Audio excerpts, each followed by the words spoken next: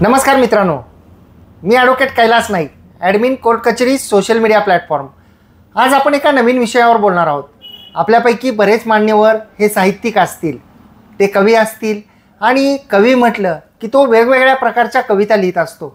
आणि जसं की काही विडंबनात्मक कविता असतात, काही विद्रोही कवी असतात का, यासोबतच जी समाजव्यवस्था आहे, समाजातील जे दुर्गुण आहेत, जे वेगवेगळे विषय आहेत, याच्यावर सुद्धा जे आहे ते कवी लोक जे हे लिहित असतात।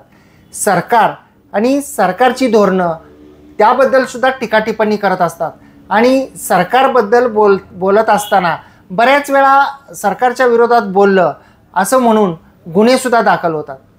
तर जे आपण बोलतो, जी आपली कविता आहे, त्या कवितेमुळे कोणत्या गोष्टी या घडल्या नाही पाहिजेत आणि कोणत्या गोष्टी घडलेल्या असतील तर त्या प्रकारची कविता सादर करण्याचा अधिकार आहे। अशाच प्रकारचा एक विषय घेऊन आपण आज कोर्ट कचेरी या यूट्यूब चॅनलवर आलेलो आहोत। आज आपण चर्चा करणार आहोत एका माननीय सर्वोच्च न्यायालयामध्ये न्यायनिर्णय झालेल्या एका केसची। केसचं नाव आहे इम्रान प्रजापती विरुद्ध गुजरात सरकार। तर या केसचा क्रिमिनल अपील नंबर आहे 1545/2025 आणि या केसमध्ये हे जे अपेलंट आहेत, जे अर्जदार आहेत, पिटिशनर, तर त्यांनी अपील केलेलं होतं की त्यांच्याविरुद्ध एक फिर्याद दाखल झालेली होती।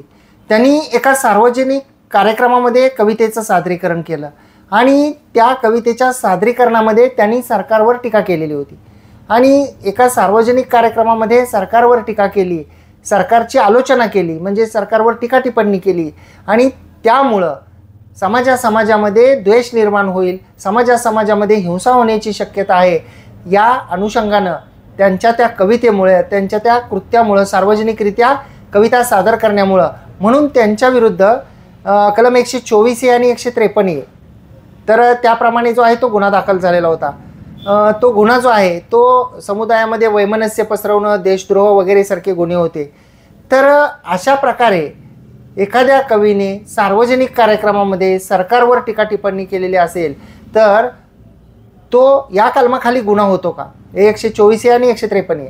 तर त्या अनुषंगानं त्यांच्यावर जी FIR दाखल झालेली होती ती FIR चॅलेंज करण्यात आली।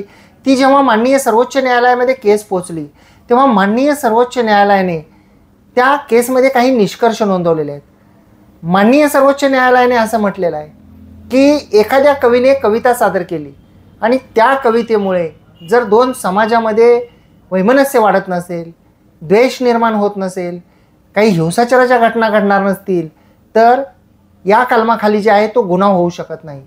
सरकारवर टीका करणे, अगदी कडक शब्दामध्ये टीका करणे हा प्रत्येकाचा अधिकार आहे आणि तो घटनेनं दिलेला अधिकार आहे। घटनेच्या आर्टिकल 19(1)(a) आणि आर्टिकल 21 जो आहे, त्या आर्टिकल 21 तर त्याचा उल्लेख जो आहे तो या सर्वोच्च न्यायालयाच्या न्यायनिर्णयामध्ये केलेला आहे। आणि माननीय सर्वोच्च न्यायालयाने असं म्हटलेलं आहे की सरळ आणि स्पष्ट असा एखाद्या कवितेमध्ये उद्देश असला पाहिजे की ज्यामुळं वैमनस्य निर्माण होईल दोन समुदायामध्ये किंवा समाजामध्ये द्वेष निर्माण होईल, तर असा त्या कवितेचा उद्देश असला पाहिजे।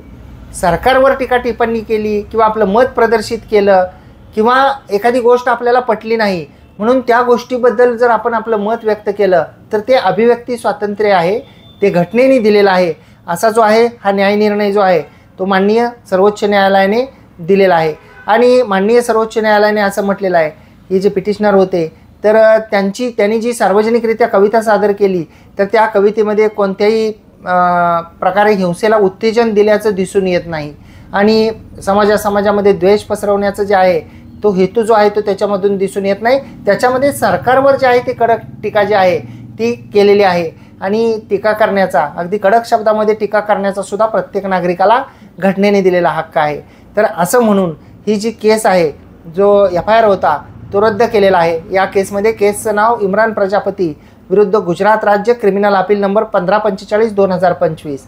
तर या केसमधून आपल्या एक लक्षात आपण घेतलं पाहिजे की प्रत्येकाला अभिव्यक्ती स्वातंत्र्य हे निश्चित आहे। आपण सरकारच्या धोरणाबद्दल सरकारवर टीका टिप्पणी करू शकतो, परंतु आपण असं कोणतेही कृत्य करू शकत नाही की मग ते कवितेच्या माध्यमातून असो, ते भाषणाच्या माध्यमातून असो, की ज्या वक्तव्यामुळं किंवा ज्या सादरीकरणामुळं दोन समाजामध्ये तेढ निर्माण होईल किंवा जे काही द्वेष निर्माण होईल. तर असं जर केलं तर तो गुन्हा होतो. सरकारवर टीका टिप्पणी करणं, सरकारवर कडक शब्दामध्ये बोलणं, यामुळं कोणताही गुन्हा होत नाही असं जे आहे या न्याय निर्णयामध्ये म्हटलेलं आहे. ही माहिती आपल्याला आवडली असल्यास या माहितीला एक लाईक करा, व्हिडिओला शेअर करा. आपण जर कोर्ट कचेरी या यूट्यूब चॅनलवर हा व्हिडिओ पाहत असाल आणि अद्याप आपण सबस्क्राईब केलेलं नसेल तर सबस्क्राईब जरूर करा. बाजूचं बेल आयकॉनचं बटन दाबा, म्हणजे व्हिडिओचे नोटिफिकेशन आपल्याला येतील. व्हिडिओच्या खाली आपल्याला जर हाईप नावाचं बटन दिसलं तर त्याला क्लिक करा. ते लाईकसारखंच आहे, त्यासाठी कोणतेही पैसे लागत नाहीत. तर आपण हाईप हे बटन क्लिक केल्यानंतर व्हिडिओ जास्तीत जास्त लोकांपर्यंत पोहोचतो. आणि आपण जर हा व्हिडिओ फेसबुक आणि इंस्टाग्रामवर पाहत असाल आणि अद्याप आपण जर का फॉलो केलेलं नसेल तर फॉलो जरूर करा आणि लाईक आणि